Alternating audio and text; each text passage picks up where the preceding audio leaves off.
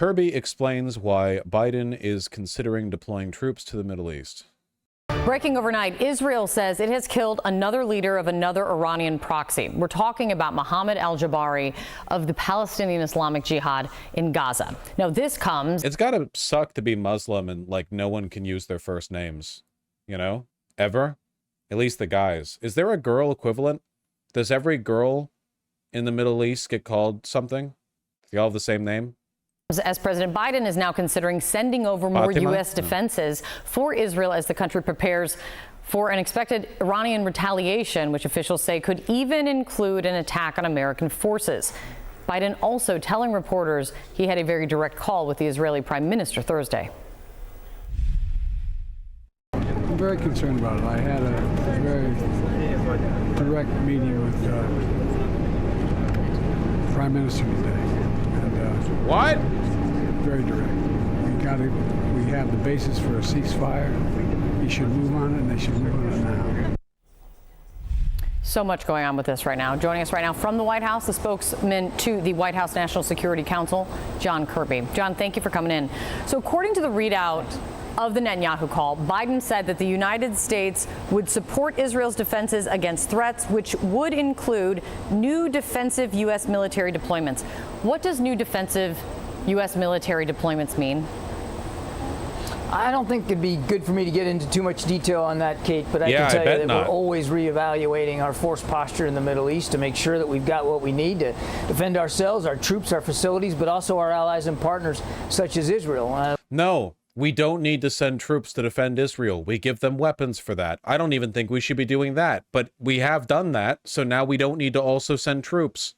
We've heard the Supreme Leader loud and clear that he intends to avenge this killing of a Hamas leader in Tehran, and that they want to conduct another attack on Israel. We can't just assume that we aren't also potentially going to be victims of that kind of an attack, so we got to make sure we... Are you kidding me? Are we actually unironically doing like 9/11-esque rhetoric in the year of our Lord 2024? When was the last Islamic terror attack in the United States?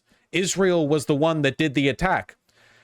Iran is correct. Israel keeps striking their territory. The attack on the Hamas leader, that was a strike in Iran. This fear-mongering about like, oh, woe is us, the foreign threat. Iran is the only one who can correctly play that card. We got the right resources and capabilities in the region. The Defense Department is working their way through that. I'm just not in a position to talk about it in any detail at this point. When you're talking resources, is that people or is that hardware? It's most likely going to be a combination of both, of course. God damn it, man. Because it's not just hardware. When you're adding capability to a region, you got to add troops into that mix as well to maintain and operate. No, you do. We really do. We don't need to do anything. Actually, America first. America first. America first. Pentagon tells Israel to adjust U.S. troops in the Middle East. God damn it. Lloyd Austin's from Israel about Lloyd Austin, the capital of Texas. Not Lloyd Houston, has informed Israel about current and future changes to U.S. force in the Middle East. Singh said the United States did not want to see wider regional conflict. Israel is the wider regional conflict, man. As long as you keep giving Israel carte blanche permission to engage in whatever awful behavior they want to, while defending them, providing them weapons and now potentially troops. In all likelihood, what we're talking about here is the establishment of like U.S. military bases or the additional personnel being deployed to like places in Syria or Jordan or whatever. We're not talking about boots on the ground to support an invasion of Lebanon or whatever, but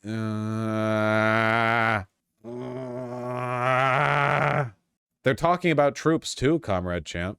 We're never escaping the cycle of samsara, which is kind of the point, I guess, of the cycle of samsara, that it is in fact eternal. U.S. officials told Axios Biden called Netanyahu to discuss U.S.-Israeli joint military preparations for retaliations by Iran and Hezbollah, but also to make clear he was not pleased with the direction of the Israeli prime minister had taken the past week. I love being the weakest, most powerful country on earth, man. Yeah, we're going to send troops and equipment in addition to the existing equipment that we've already provided you to help defend you against the consequences of your action, but we're not happy about it. Q. Pieces of shit. God damn it. Not only is this bad for the Middle Eastern conflict, you guys know this is going to be bad for the election, right? You know, the American people really, really, really don't want stories of Americans being sent to the Middle East. Oh my God. Biden also warned Netanyahu that if he escalates again, he shouldn't count on the U.S. to bail him out. Now, I know you escalated the past 87 times, and every single time I told you this is the last one, this is the last time, I'll give you a little birthday boy $16 billion of weapons this time, but not next time. But this time I mean it. Biden is so old and weak that him raising his voice is considered something worth reporting on. Biden became emotional raising his voice. How high did he raise his voice? You put me in a room with Netanyahu, I'll show you how high a voice can go. I'm gonna hit that the motorcycle revving. I'm gonna hit him with the I have shortened the muffler on my throat. Sonic blast. I'm gonna scream at that guy. That would have been U.S. troops in Gaza to keep an eye on the IDF, Quoteth, not putting U.S. troops there to defend them against retaliation from Iran. Iran vowed retaliation for the assassination of Hamas's chief in Iran. I don't know, man. Maybe Israel shouldn't be firing missiles into other countries. I don't know. This guy was a piece of shit. I don't really care about his Biden's doing the meme but reverse. Well, you really did it this time. Ooh, you pesky Israelis, your day is coming. Just not today, but it's coming. Yep, we'll make you pay. Everyone, the entire Middle East is people doing this. Hezbollah's leadership did this. The Ayatollah has done this. America has done this. Turkey has done this. Hamas didn't do this. No, Hamas famously did not do this on October 7th. Hamas saw this meme and they said, we will not be like the Ayatollah, actually. KLM cancels flights to Tel Aviv. Salma, tell us more about today's memorial service, what we know about the state of play between Israel and Iran this morning.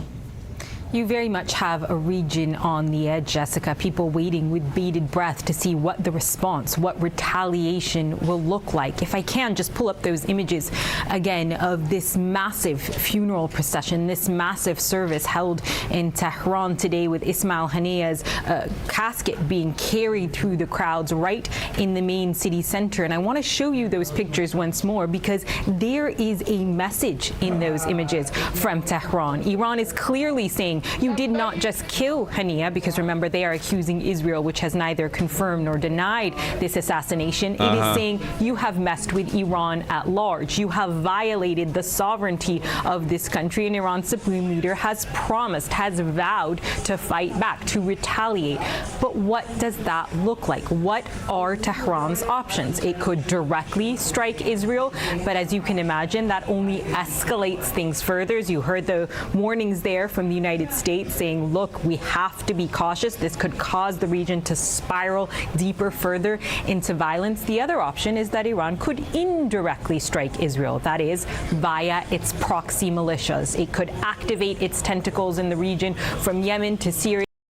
It's what in the region, Reuters? To Iraq to begin launching their own attacks, but that only expands the conflict, which Oh, okay. You all were going the gooner route because whenever you call me a gooner, you're projecting and you're actually degenerates yourself. When I was thinking the classic anti-Semitic political cartoons depicting Judeo-Bolshevism and its reach around the world.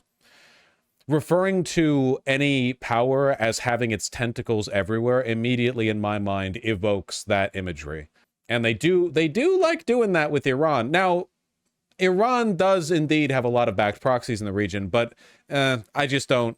Already has reached to Lebanon and across the region. So you are seeing a moment in time now when there are serious fears that this only begins to rise, this escalation only begins to rise. And if you ask, well, how do we cool this down? How do we bring down the temperature?